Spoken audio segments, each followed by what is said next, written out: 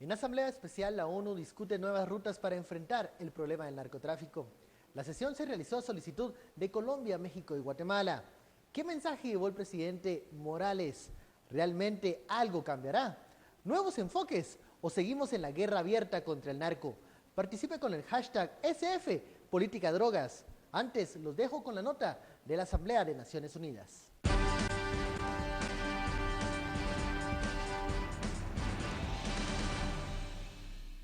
Sin elefantes, el presidente Jimmy Morales propuso enfocar las acciones en la reducción de la demanda y no solo en la oferta en el discurso ante la Asamblea Especial de Política de Drogas de Naciones Unidas. Es que prioricemos la reducción de la demanda y dejemos de enfocarnos solamente en reducir la oferta. Debemos hacer del balance e integralidad de la política de drogas una realidad y en ese sentido celebramos el balance que comienza a darse en algunos países desarrollados. Además de una política de drogas más eficaz y humana, Guatemala reorientará las donaciones al desarrollo humano y al tratamiento de las adicciones. Nuestro país también iniciará a diversificar la cooperación internacional que recibe en materia de política de drogas hacia importantes áreas como el desarrollo humano sostenible, incluyendo el desarrollo alternativo, así como la atención, el tratamiento y la rehabilitación de consumidores problemáticos. Para uno de los miembros de la Comisión de Reforma de la Política de Drogas del país, opinó desde Nueva York que darle el enfoque al control de la demanda cambia el discurso en el seno de la ONU.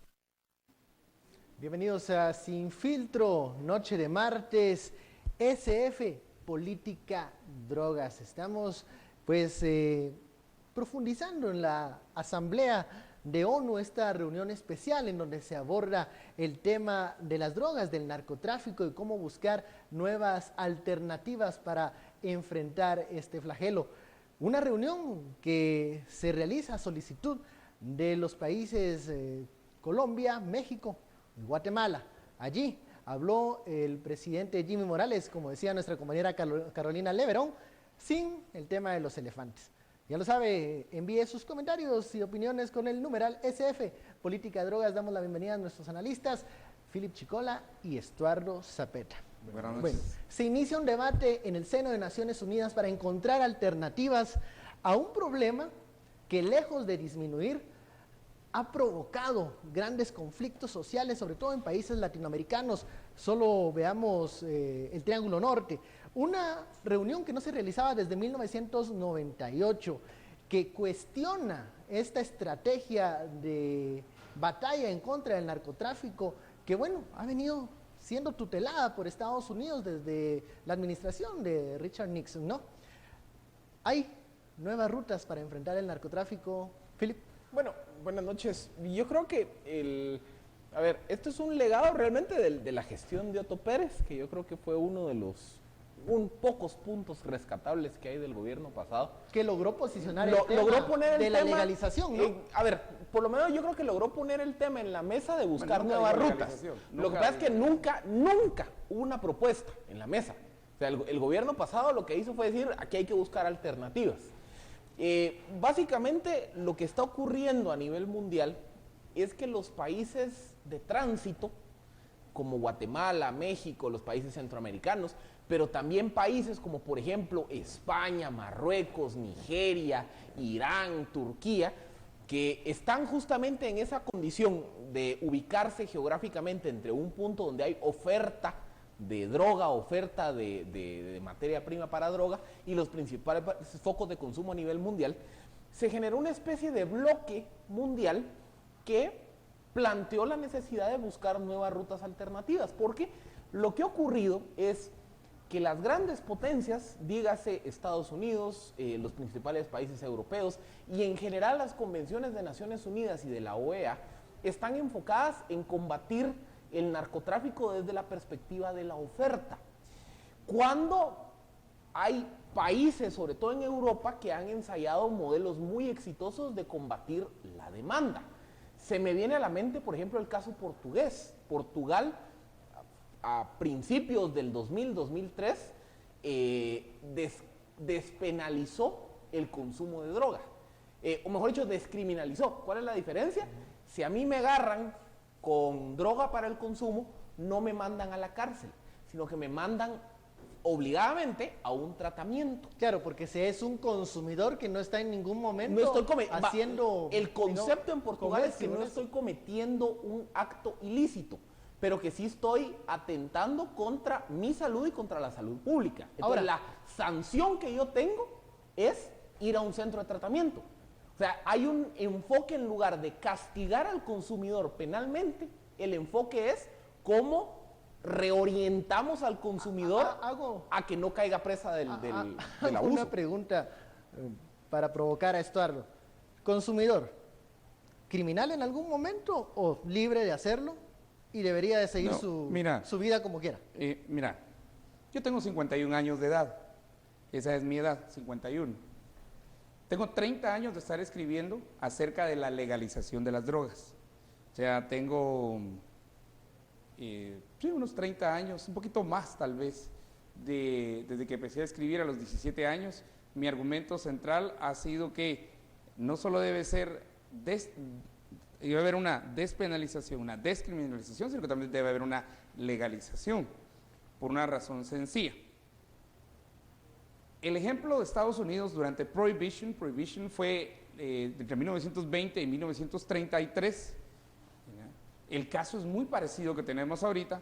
Se prohibió el alcohol y lo único que generó fueron mafias, porque el problema lo estamos viendo desde el punto de vista de la guerra contra las drogas, es un tema de seguridad, pero el tema de las drogas en realidad tiene que verse desde el punto de vista económico, desde el punto de vista de la salud, desde el punto de vista de no solo la oferta, porque la guerra es contra la oferta.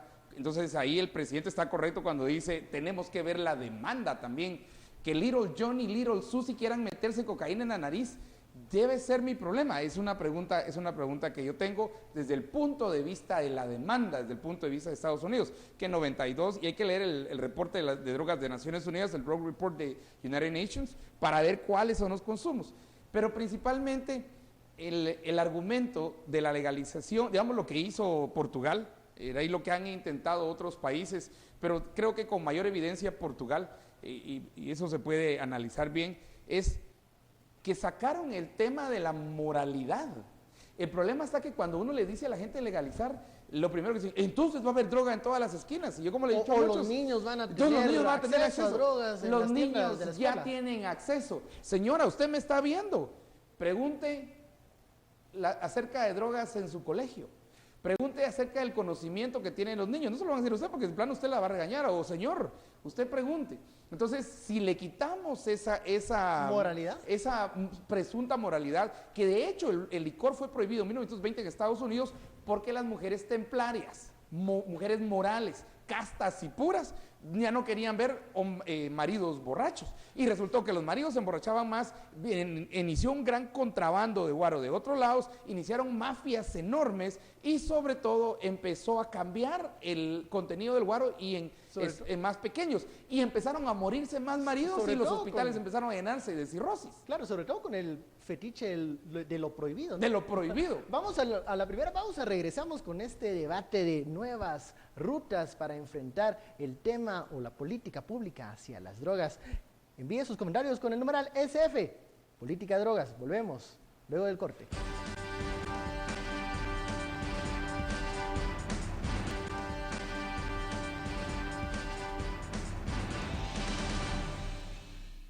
Regresamos al segundo bloque de Sin Filtro con el tema de las políticas de drogas, SF, política de drogas. Y bueno, durante esta reunión en Naciones Unidas, Daniel Hearing, uno de los analistas que nos acompañan todas las noches acá en Sin Filtro, acompañó a la Comisión de Guatemala, a la delegación oficial, él como parte de un grupo asesor que está evaluando y trabajando, pues asesorando ahí el tema de cómo abordar de forma diferente la problemática de las drogas, y nos hizo un breve resumen de lo que ha vivido allá en Naciones Unidas. El discurso del presidente Jimmy Morales fue coherente con el trabajo que lleva haciendo Cancillería estos años, se separa en gran medida de la clase de declaraciones que dio durante la campaña y reconoce que hay que enfocarse hasta cierto punto en reducción de demanda, además de reducción de oferta. Muy bien, las declaraciones de Daniel que, bueno, dicen lo que el presidente, el gobernante, pues externaba en su discurso, hablar más del tema de la demanda y no solo la oferta, ¿no? Pero vemos que también hay resistencia en el seno de Naciones Unidas para discutir o cambiar estas estrategias en contra del narcotráfico y la política hacia las drogas. Rusia y China no tienen ninguna intención de modificar los convenios. El mismo Estados Unidos tiene una posición incómoda porque no quieren modificar. China tiene pena de muerte, ¿verdad? Bueno, no, y Estados Unidos que no quiere modificar las convenciones, tiene estados en donde ya ha permitido el uso recreativo de la marihuana. Y medicinal. Y medicinal aparte. México anuncia, el presidente mexicano anuncia que México va a aprobar el uso de la marihuana medicinal. Va en esa vía de cambiar los enfoques. Muy acorde con el vecino que es Estados Unidos y estados como, por ejemplo, Nevada, digamos, lugares aún como Washington, D.C., Colorado, ¿verdad? Que llevan una línea en la cual la marihuana es el inicio de despenalizar, descriminalizar y permitir para usos recreativos y medicinales, pero que todavía no entran a las que llaman drogas duras, ¿verdad? Es que vean, aquí hay varios conceptos que quizá hay que poner sobre la mesa. El primer concepto es qué hacer, y hay como 3 caminos. Está el primer camino, que es la legalización. La legalización se refiere a básicamente una liberalización de un mercado de un estupefaciente particular. Lo que ha ocurrido con la marihuana en varios estados en Estados Unidos es un ejemplo de legalización. Básicamente lo que hace es que vuelve legal tanto la venta, la producción, el consumo de esa droga específica. Esa es una forma de hacerlo. Un segundo método es lo que se conoce como la descriminalización.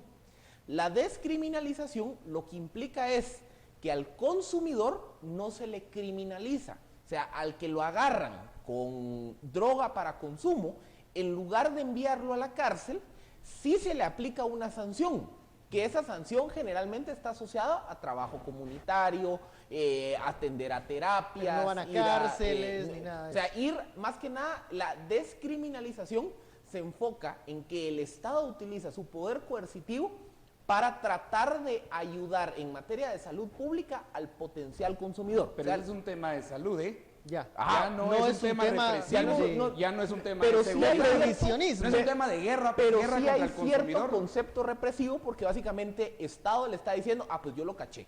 La diferencia es que en lugar de mandarlo a la cárcel, lo voy a mandar un mes a terapia. La diferencia es la sanción. Es la sanción.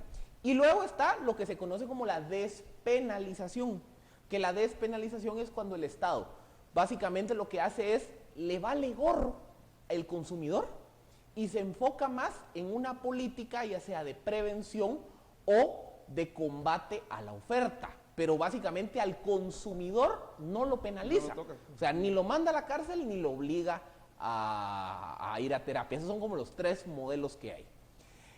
Lo que pasa es que esos 3 modelos hay que superponerle otro nivel más, que es el tipo de droga. Porque hay una clasificación que está en la Convención de Naciones Unidas de Drogas Psicotrópicas Estupefacientes, que creo que es de 1984-86, que establece una clasificación de drogas suaves y drogas duras. O sea, no todas las drogas son iguales. A la hay una peligrosidad de la droga. Entonces, por ejemplo, la marihuana es un ejemplo de droga suave. La heroína, el crack y otro es un ejemplo de droga dura. Entonces, ¿qué ocurre? Hay países que han optado por la legalización o la descriminalización, pero de drogas blandas. La droga dura no es así porque esa atenta contra la salud pública. O sea, no todas las drogas son iguales en este debate. O sea, hay países, por ejemplo Holanda, eso es quizá el ejemplo concreto, en Holanda está legalizada el consumo de marihuana, el consumo de cocaína y de algunas drogas sintéticas blandas. Pero el crack, la heroína, metanfetaminas y otras, esas se mantienen intactas. Y Portugal fue lo opuesto. En Portugal se fueron por todas las drogas. O sea, la despenalización de las drogas, poniendo como énfasis al consumidor y la ayuda que se le puede dar al consumidor. Pero mira, esto va en el contexto de la guerra contra las drogas. Y, Primero, esa guerra está perdida. De esa guerra contra las drogas, vamos a hablar después en el tercer bloque. Vamos a iniciar con Star para que hablemos de qué pasa con esta guerra contra las drogas, que bueno, tiene un carácter de seguridad también, ¿no? Que es totalmente diferente a las reglas internas que es un pone problema cada económico país al final. al final de cuentas. Regresamos luego de este corte, ya lo saben, envíe sus comentarios con el numeral SF Política Drogas.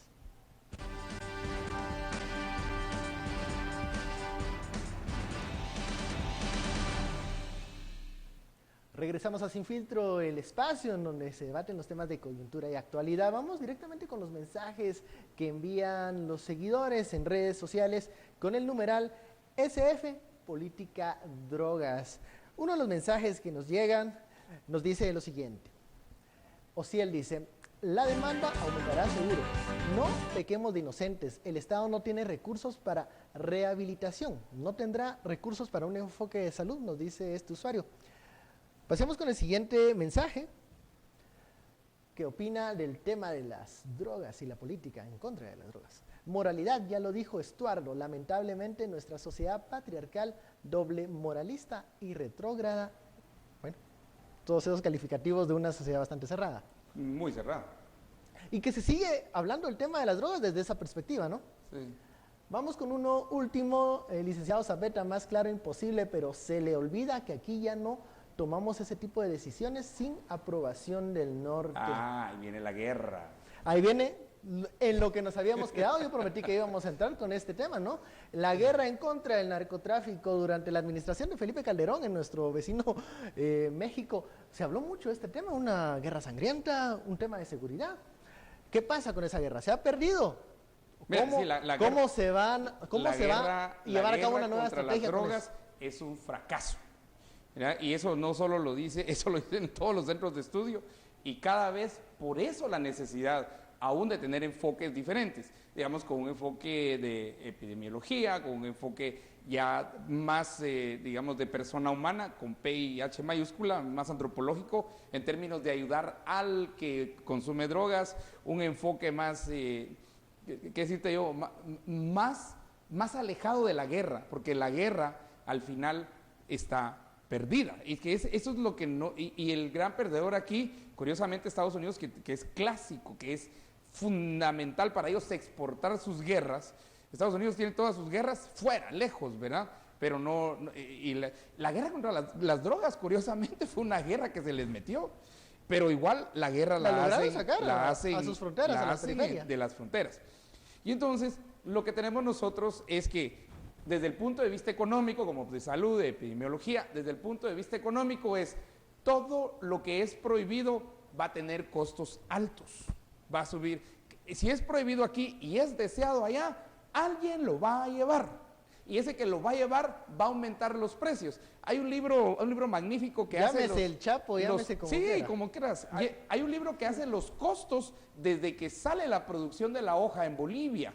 Y va hasta Perú, pasa por Colombia, la producción en Colombia, el cambio, y cómo ya por Guatemala va, cosa que costaba centavos de dólar, ya por Guatemala va en 25,000, 28,000 dólares el kilo, y pasar a México ya sube a 50,000, y solo la frontera de Estados Unidos ya es arriba de 100,000 dólares, el mismo paquete. Philip, tal vez, vean, aquí nos enfocamos mucho quizá en hablar del caso portugués, que es el paradigma de un caso de éxito, similar a lo que ocurrió en Suecia. Holanda, recordemos, Holanda solo despenalizó, o descriminalizó, mejor dicho, las drogas blandas. Si en Holanda lo agarran a uno con una metanfetamina, igual lo meten 10 años a la cárcel. Esos son los casos exitosos, pero también hay casos fracasados. Les pongo dos ejemplos. Suiza es un caso híbrido, porque Suiza implementó su política de descriminalización a partir del año 2003-2004. Y en los primeros 8 o 10 años, su política fue un caos, porque lo que hacía Suiza fue copiar el modelo portugués. O sea, yo a los consumidores, en lugar de mandarlos a la cárcel, les voy a dar centros de atención. Es más, Suiza incluso estableció lo que se llamaba los centros de drogas recreativas, que básicamente lo que hacía, establecía clínicas en las cuales yo como consumidor de droga podía ir a la clínica y me la administraban con estándares de sanidad. O sea, era una forma de evitar, por ejemplo, contagios de VIH y enfermedades asociadas. ¿Cuál fue el problema? Esos centros de atención se volvieron focos de criminalidad. Entonces Suiza tuvo que reinventar su política y hasta ahora es que ya está viendo resultados positivos. Ese es un ejemplo de que no todo es color de rosas. El otro caso que también puso el tema de la efectividad de la legalización sobre la mesa es Jamaica. Jamaica, entre 1993 y el 2005, implementó un modelo de legalización de facto. Básicamente, la policía jamaiquina dejó de perseguir delitos asociados a la droga. ¿Qué pasó? Jamaica era un país en donde había muy poco consumo y se terminó convirtiendo en un paraíso del turismo de drogas. Entonces, ¿qué ocurrió? Los crímenes violentos empezaron a crecer radicalmente. Entonces, la conclusión que se llevó en el caso jamaiquino es que la legalización en el vacío no genera resultados positivos, sino que la legalización tiene que venir acompañado de dos componentes: un componente de prevención y de salud pública y otro componente de fortalecimiento institucional, porque en un país con débiles instituciones y sin un sistema de salud fuerte como pasa en Guatemala, cualquier política, sea legalizar, despenalizar o descriminalizar, genera en un corto plazo un aumento de consumo. O sea, por eso les digo, en países con alta tasa de consumo, como es en Estados Unidos, voltear a ver el caso portugués, suizo, es importante.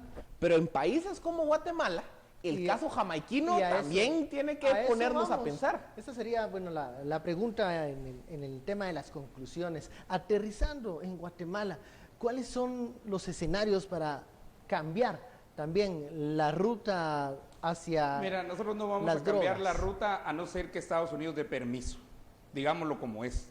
O sea, nosotros vamos a seguir aquí esa guerra contra las drogas, soldaditos y policías que se van a ir con su machetío a chapear amapolas a San Marcos, los camioncitos que encuentran. El mismo Todd Robinson, el mismo embajador, cuando no era embajador, sino en el primer post que tuvo en Guatemala, él mismo, yo escribí un artículo acerca de eso, él mismo afirmó que por Guatemala pasan 400 toneladas, de las cuales, si en un año se incautan 10 toneladas, fue como un exitazo, ¿va? Y las 390 restantes pasan.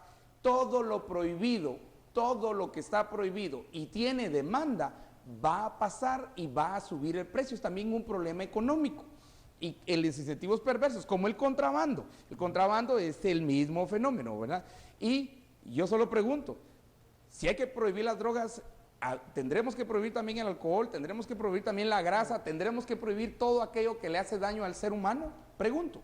Se nos acaba el tiempo, Philip, brevemente. Por eso les digo, vean, aquí recetas hay varias: legalizar, despenalizar o descriminalizar.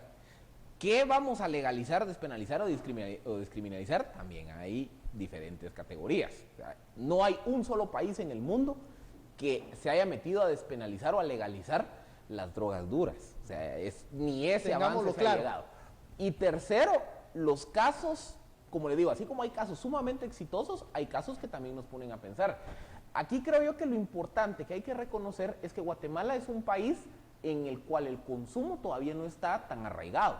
Entonces, muchas de las políticas de salud o de atender el problema de las drogas desde la demanda le toca más a Estados Unidos, que es el mercado consumidor. Claro. A nosotros nos toca un híbrido, a nosotros nos toca una política de prevención y de evitar que la tasa de consumo suba, porque nuestras tasas de consumo están controlables. Es decir, o sea, creo que para cada país, en cada condiciones de mercado, la receta es diferente. Claro, y es momento de discutir a profundidad todos estos escenarios. Muchísimas gracias, Philip Estuardo, por profundizar en el tema de las políticas de las drogas. A ustedes, gracias por seguirnos todas las noches en Sin Filtro, en donde las conclusiones las saca usted. Feliz noche, nos vemos mañana.